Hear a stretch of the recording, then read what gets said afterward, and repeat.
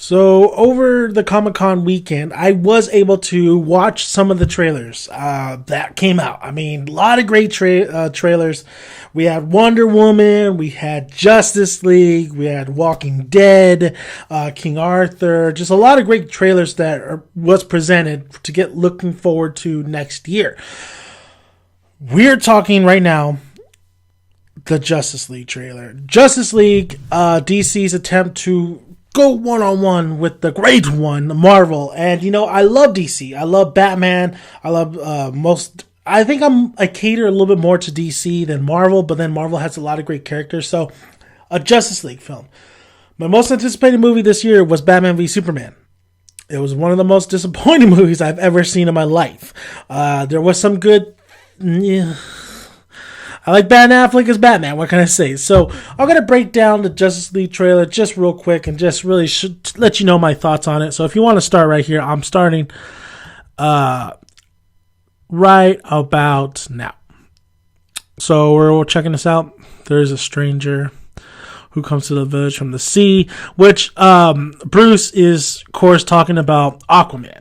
You know, he's talking about Aquaman, who's played by Drogo. I forgot the real actor's name. I really like Aquaman's look. I mean, it looks barbarian, and it looks like, you know, Game of Thrones a little bit. I really like his look, though. Of course, we have those boxes that Steppenwolf has. I think our villain is going to be Steppenwolf. I'm hearing that so is Lex Luthor and Darkseid. Darkseid or Darkseid? I think it's Darkseid. Wonder Woman's look right here as a posit. I'm looking for warriors. I like when, you know, Wonder Woman shows up in this trailer. Very interesting how she has, of course, her crown, and then she has her hair just really slicked back. I like the look that they gave her for her film more than that little shot right there. I think Diana and Bruce's chemistry is going to be great. I mean, I'm a supporter of Bruce and Diana. I ship that. I really believe that if Batman was worried for anybody, that's the reason why he doesn't really love anybody, and that's why he doesn't really pursue a relationship. I mean, I love him and Catwoman, don't get me wrong. Very iconic. But it really makes sense for him to get with Diana instead of Superman because of the fact that Diana is Wonder Woman. She can hold her own, you know. Bruce doesn't have to worry about it. Hell, you know, Diana's probably worried about Bruce half the time because he is only mortal. But I do like that relationship, and I do like how they're kind of pushing that a little bit in the DC continuity of the films.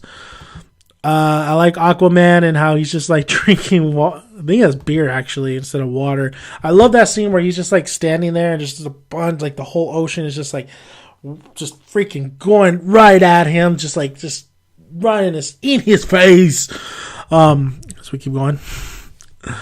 I was like him. And then we have Ezra Miller and we have Cyborg. Cyborg.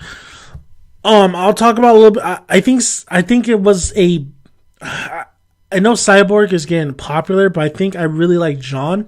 I really like the Martian Manhunter, so I think it was kind of a mistake not to include the Martian Manhunter in this Justice League film, especially when we're going to have some big baddies coming our way, and especially that we established that you know, we had Doomsday in the last movie.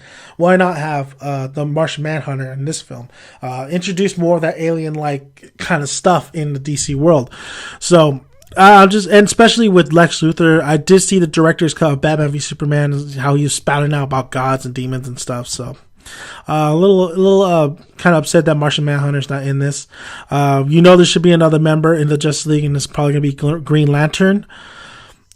That's kind of crazy how Bruce is in the Flash's or Barry Allen's, you know, headquarters, his little man cave and stuff. One of my Super Nerd 81 did put this because as we see Bruce sitting on his chair, and we see in the background like a skull and just overall the monitors and stuff.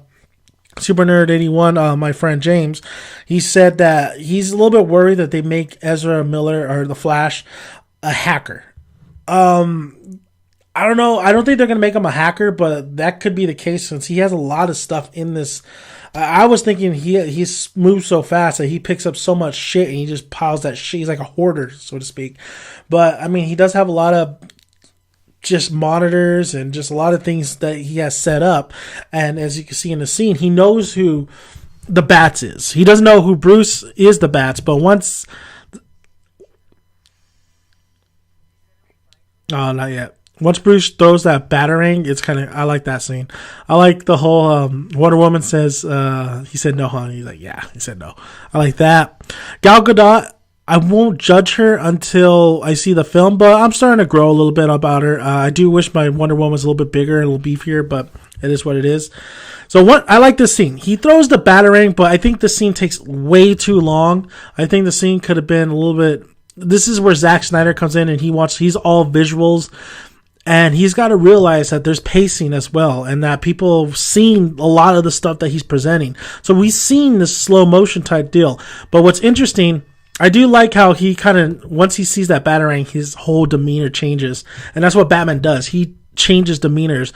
When he speaks, you listen. I've been watching Young Justice, and I love how they portray Batman in there. So the Flash.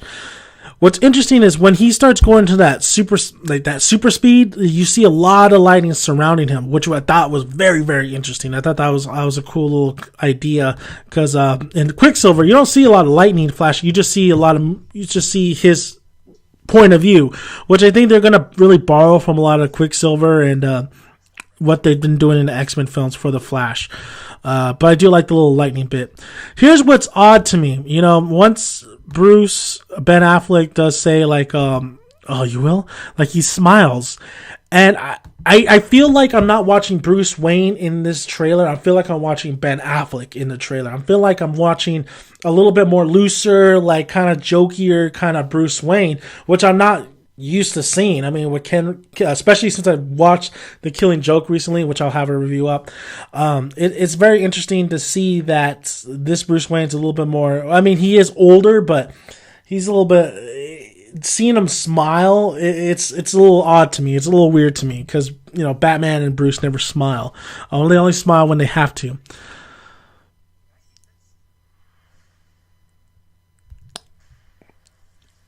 Once again, I think that Wonder Woman scene is from Batman v Superman. It looked like a little flashback. Okay, so we're here on. Let's go to Cyborg's first. Let's go to Cyborg's costume. I mean, we see the bats coming out of nowhere out of a hole. He has a little bit different costume this time around. Right. So Cyborg.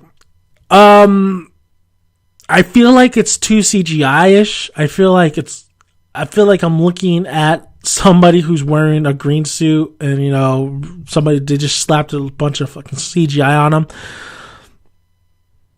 I just don't, I don't really like it, honestly. I don't really like Cyborg's look. I think it's a new 52 look. When I think Cyborg, I think of Teen Titans. That's why probably.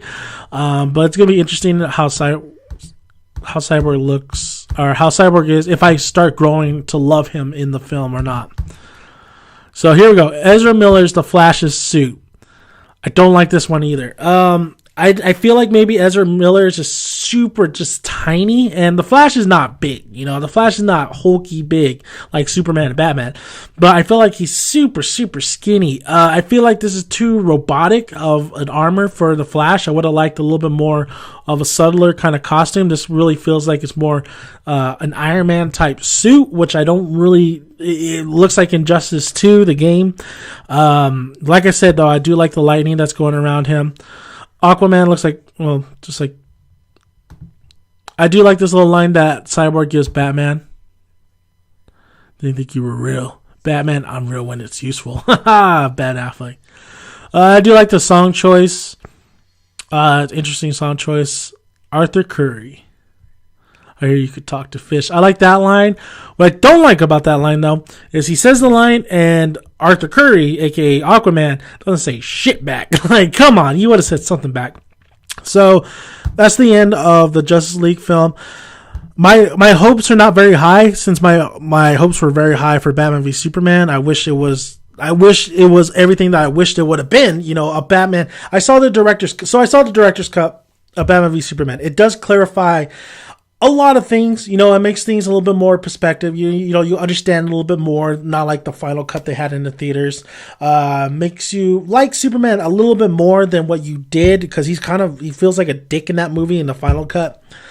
However, Zack Snyder and the writers still did not establish, they still didn't get it. They still didn't get that this is a Batman versus Superman film. This is a Clark versus Bruce film. It is not a Clark, Bruce, Lex, Doomsday. There's just too much shit going. Justice League, they packed so much shit in Batman v Superman, and even though they still stretch it out for 3 hours in the director's cut, it doesn't save the problem that what was Batman v Superman. It didn't really showcase Clark, it didn't really showcase Bruce, it didn't really showcase those two together, it didn't really showcase their rivalry. And there is some elements in there where you could say that this is why Batman's going after Superman, and the director's cut really kind of help you more of why Superman's going after Batman. It still wasn't the heart of it. They didn't grasp the heart, they didn't showcase the heart of why Batman versus Superman is such a big deal for a lot of fans like myself. So The Justice League, I really do believe DC can compete with Marvel, and I think they went the right way with Batman v Superman going on to the Justice League, but what happened was they didn't execute it right at all. So this Justice League film, as much as I want it to be awesome, Marvel has not given, or DC has not given me anything to really say, I believe in you guys, when they have Zack Snyder on the helm once again for a Justice League film. I think the Wonder Woman film looks actually really great. I think Suicide Squad is going to kick ass. That's the one, that was my second most anticipated movie of the year. So I think that's going to kick ass. But DC, if it really wants to be known as a juggernaut, I think they need to either have Zack Snyder just do the visuals and not really have too much control, and have the writers and maybe somebody else with him tell him like, okay, this is this, or just really get rid of Zack Snyder after this Justice League film, because I think Zack Snyder is not going to get it. I think he's good visually, but he just doesn't get the heart of it all. So Zack Snyder, as much as I like some of your work, it's not a great fit. And I think you need to get somebody in here that is a good fit, that will really, like the Russo brothers with the Civil War, even with Civil War and how much shit that was in there, they seem to really balance it out quite well. So Zack Snyder, we'll see how it goes. Maybe you'll prove us all wrong. Maybe you'll say that was Batman v Superman, this is Justice League, this is a whole different deal. I think there's going to be a lot of great special effects. I think there's going to be a lot of great just looks, comic book feels, but that's not what I'm looking for. I'm looking for a well-established film that has great pacing,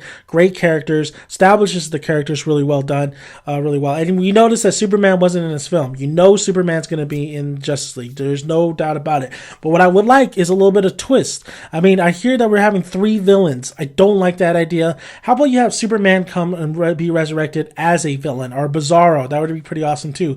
I know we're getting Steppenwolf, so we'll see how this cat does it. I don't know too much about him, but Lex Luthor coming back. At this point, I think the one thing that really hurt Batman v Superman 2 was the casting of Jesse Eisenberg as Lex Luthor. I think you bring Bryan Cranston and says, I'm Daddy Warbucks, baby. So thank you guys for listening on Dan American Dan's Son. You can always find more videos on my channel. Like, subscribe to my channel, and I will see you guys later. I'm Batman.